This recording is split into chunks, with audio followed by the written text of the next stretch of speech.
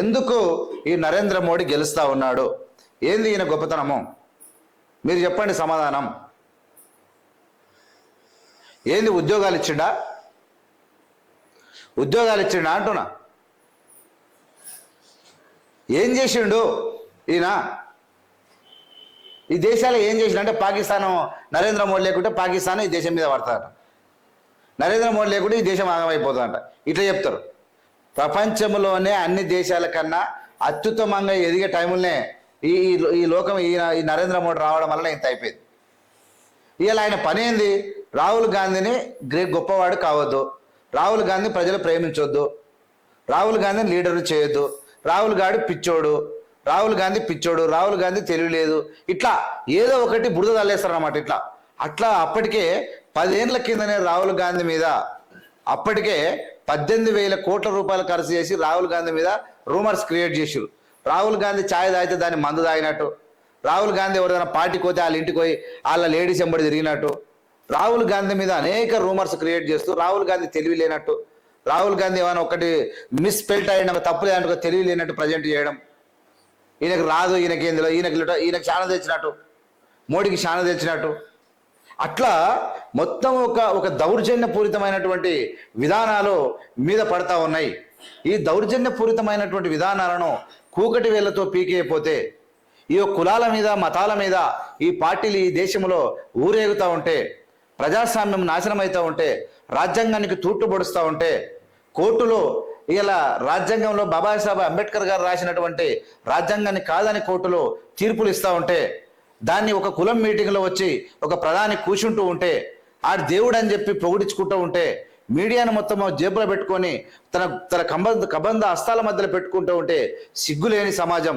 మీరు ప్రొఫెసర్లు ఏం చేస్తూ ఉన్నారు, జడ్జీలు ఏం చేస్తూ ఉన్నారు, మేధావులు ఏం చేస్తూ ఉన్నారు, నిరుద్యోగులు ఏం చేస్తూ ఉన్నారు, ఉద్యోగులు ఏం చేస్తూ ఉన్నారు? తిరిపంతా ఉన్నారా? భయపడి గజ గజ గజ వణుక్కుంటే ఇళ్లలో వండిరా? ప్రాణం అంటే భయమవుతుందా? మీలాంటి మేధావులంతా స్వార్థ బుద్ధితోని ఎవరు ఒకరు పంచన చేరడం వల్ల చదువు రాని సన్నాసులు హీరో అవుతా ఉన్నారు.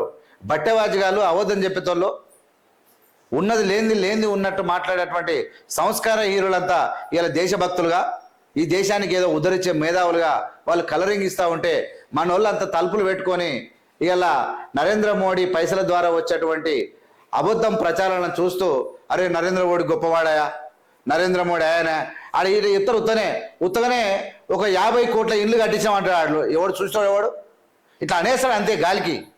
ఇక్కడ 50 కోట్ల ఇల్లు కట్టించా ఎవడేస్తాడు? పోయి నువ్వేస్తావా? నీ మీడియా ఉందా? నీకు మీడియా ఉందా? నువ్వేస్తావా? ఉత్తగానే ఇట్లా ఆడ అన్ని కట్టించినాం, ఈడ ఇన్ని కట్టించినాం, అన్ని పార్టీలను తీర్చాలి. ఇవాళ భారతదేశంలో కాంగ్రెస్లో ఉన్నటువంటి పెద్ద లీడర్లు మొత్తం ఖతం చేసిండు. అయిపోయి కాంగ్రెస్లో ఉన్న పవర్ఫుల్ లీడర్లను అందరినీ ఖతం చేసిండు नरेंद्र मोदी जी। याद रखिए, ये आने वाले दिन जनता देख रहा है, सोच रहा है आपका मतलब क्या है, आप क्या करने वाले हैं, बेरोजगार के बारे में आप क्या सोच रहा है, जीडीपी कहां है, क्या हो रहा है? हर दिन जीवन निकलने के बहुत मुश्किल हो रहा है। ये देश का नौजवान लोग परेशान में है। आप कुछ नहीं कर सक रहा है, कुछ नहीं कर सका, आप कुछ नहीं करता।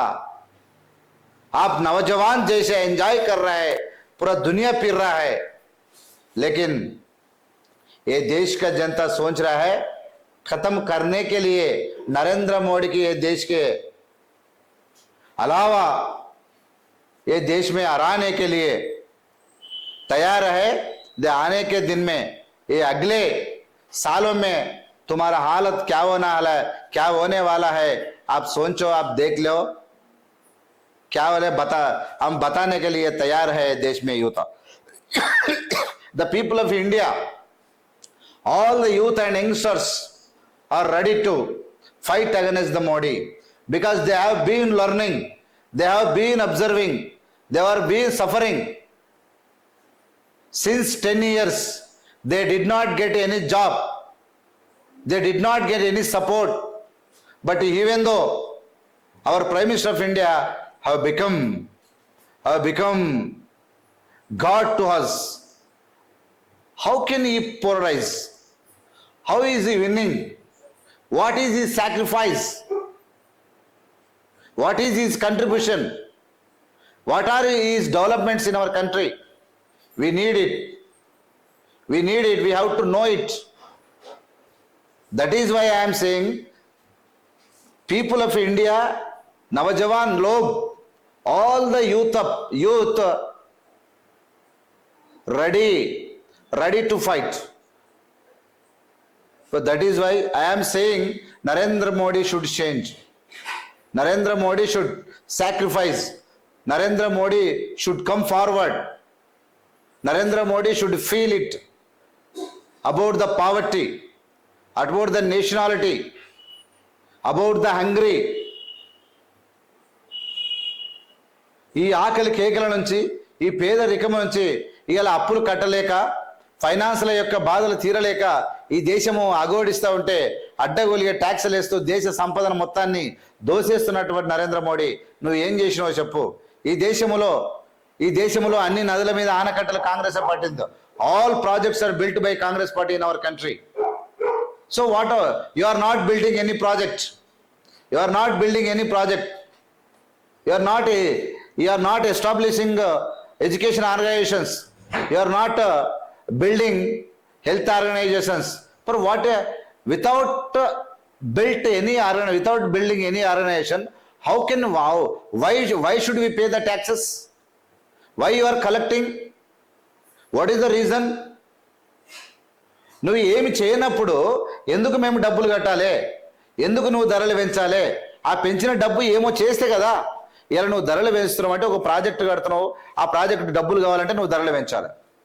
నువ్వు ఉద్యోగాలు ఇస్తున్నావు, జీతాలు లేవంటే నువ్వు ట్యాక్సీలు వేయాలి. నువ్వు ఉద్యోగాలు ఇవ్వవు, ప్రాజెక్టులు కట్టవు. ఈ దేశంలో నేను ఇల్లు కట్టినా, పాయకాన్లు కట్టినా అని చెప్తా ఉన్నాడు. ఇలా టోల్ గేట్లన్నీ పెరుగుతూ ఉన్నాయి. దేశ నిర్మాణం, దేశం ఏందో అభివృద్ధి అయిందని దొంగ లెక్కలు చెప్తారు, ఊరికనే కాకి లెక్కలు చెప్పేస్తారు. ఇలా పేదరికం ఎంత పెద్ద ఎత్తున ఉంది తెలుసా? 83% నిరుద్యోగం ఉందా ఈ దేశంలో. ఇంతకన్నా దరిద్రం ఇంకేముంటుంది? 85 కోట్ల మంది ప్రజలకు రేషన్ ఇచ్చిండు. రేషన్ అంటే నువ్వు బియ్యం ఇస్తే అడక తిననికే 85 కోట్ల మంది రెడీ అయ్యారు నీ కాలం లోపల. ఇక నువ్వు ఈ దేశానికి ఏం వర్గం పెడతావు? పనికి మళ్ళీ సన్నాసులనంత దేశం మీద వృద్ధి, మొత్తం కొట్లాటలు, అడ్డగోలిగా మాటలు, జై శ్రీరామ్ చెప్పాలి, మంది మీద పడాలి. ఇదే తప్ప ఇంకా ఏం లేదు. ఈ ప్రమాదకరమైనటువంటి పరిస్థితి, నరేంద్ర మోడీ యొక్క ఈ డేంజరస్ పాలనను ప్రజలు కనుక ఆలోచనతోని తిప్పి కొట్టకపోతే ప్రమాదం అంట. ఇలా ఇంకోటి చెప్పిండు ఆయన. ఏమో ఇప్పుడు 2023లో 24లో జరిగినటువంటి ఎన్నికల్లో, 23లో జరిగిన ఎన్నికల్లో నరేంద్ర మోడీ 3 నెలలు జరిపిన ఎన్నికలు. ఇంతవరకు ఏ ప్రధాని కూడా 3 నెలలు ఈ భారతదేశంలో ఎన్నికలు జరపలే. 3 నెలలు ఎన్నికలు జరిపినటువంటి ఈ ప్రధాని, ఈ సుఖమైన ఆయన జమిలీ ఎన్నికలు అంటా ఉన్నాడు. జమిలీ ఎన్నికలు అంటే ఏంది? దేశంలో ఎన్నికలన్నీ ఒకేసారి జరుగుతాయంట, ఖర్చు తగ్గిస్తాయంట. ఈయన ఎంత ప్రజాస్వామ్యానికి ఎంత గొడ్డలు పెట్టి తెలుసా? ఇది ఎంత మోసం తెలుసా? ఇప్పుడు ఒకసారి అసెంబ్లీ ఎన్నికలు జరిగినాయి అనుకో, మళ్ళీ 1 సంవత్సరం తర్వాత పార్లమెంట్ ఎన్నికలు జరిగితే, అసెంబ్లీ ఎన్నికలలో మంచిగా పని చేయకపోతే పార్లమెంట్ ఎన్నికల్లో ఓడిస్తారు. కానీ ఒకేసారి ప్రజలను కట్టగట్టుకొని మోసం చేయాలంటే జమిలీ ఎన్నికలు పెట్టాలి. ప్రజల హక్కులను కాలరాయడం, ప్రజాస్వామ్యాన్ని కూలి చేయడం, ఈ వ్యవస్థను నాశనం చేయడమే జమిలీ ఎన్నికలు. ఇలా జమిలీ ఎన్నికలు తీసుకొస్తాయంట. అంటే చెప్పే ప్రతి మాట ఈ ప్రజాస్వామ్యంని కూని చేస్తూ ఉన్నది. ప్రతి మాట నీతి లేని మాట. ప్రజలకు ఇట్లా వదిలేస్తారు. ఇట్లా చెప్పి కాంగ్రెస్ అడ్డం తగిలిందో దానికి ఏదో ఒకటి చెప్పేస్తారు. అంటే టోటల్ కుట్ర కడుపులో పెట్టుకొని పాలన చేస్తూ ఉన్నాడు. ఇలా లాస్ అయ్యేది కూడా. ఇప్పుడు జనాలు కూడా ఎట్లా తయారయ్యారంటే, నాకు డబ్బులు లేకున్నా పర్వాలేదు, నేను కొద్ది రోజులు ఇండ్లు కిరాయి కట్టలేక బతకలేకపోయినా పర్వాలేదు, కానీ నాకు నరేంద్ర మోడీ మంచోడు అనేటువంటి జనాలు ఎక్కువయ్యారు. వానికి నరేంద్ర మోడీ కావాలనుకుంటున్నాడు తప్ప వానికి అప్పులానికి సోయి లేదు, వాని జీవితంకి సోయి లేదు, భవిష్యత్తులో ఏమవుతుందో కూడా ఆయనకు అర్థం తెలియదు. కానీ ఈ మీడియాతోని, ఈ దుర్మార్గమైన విధానాలతోటి వాడు ఫుల్గా మోడీ సైడ్ జపంలో ఉన్నాడు, మాలలో ఉన్నాడు. కానీ ఈ విధంగా ఉంటుంది తప్ప ఆ నీ బతుకు కారణానికి, నీ అప్పులకు కారణం, నీ నిరుద్యోగానికి కారణం, నీకు అంటే పెరిగిన ధరలకు నువ్వు బతుకు ఇబ్బందులతోని బతుకుతుండడానికి మొత్తానికి కారణము ఈ నరేంద్ర మోడీ అనేది ఇంక తెలియదు. నీ టోటల్ నీకు వచ్చిన ₹1,00,000 కూడా నెలకు ₹1,00,000 జీతం వస్తే కూడా మళ్ళా నెల చివరకు అన్నీ అయిపోతా ఉన్నాయి. కారణం నరేంద్ర మోడీ అన్న సంగతి తెలియదు. ఈ దేశ ప్రధాని ఈ దేశ ప్రజలను ఇలా మొన్న వచ్చిండు కేజ్రీవాల్ ఎందుకు ఓడించాడు? ₹1,00,000 సంపాదించడానికి ₹12,00,000 నెలకు సంపాదిస్తానికి 0 ట్యాక్స్ చేసేసిండు అయిపోయి. ఢిల్లీలో ఎవరు ఉంటారు? మొత్తం ఎంప్లాయీసే ఉంటారు. ఆ ఎంప్లాయీస్ ఎంత సన్నాసులు అంటే, ఎంప్లాయీస్ అంటే వాళ్ళు బుర్రలేని సన్నాసులు కూడా ఉన్నట్టే ఎంప్లాయీస్ అనే లెక్క. ఇలా ఈ దేశాన్ని నిర్మించాల్సిన వాడు, ఈ దేశాన్ని ముందుకు తీసుకుపోయినవాడు ట్యాక్సీలు తగ్గిస్తా అంటే ఓట్లు వేసిరు అయిపోయాయి.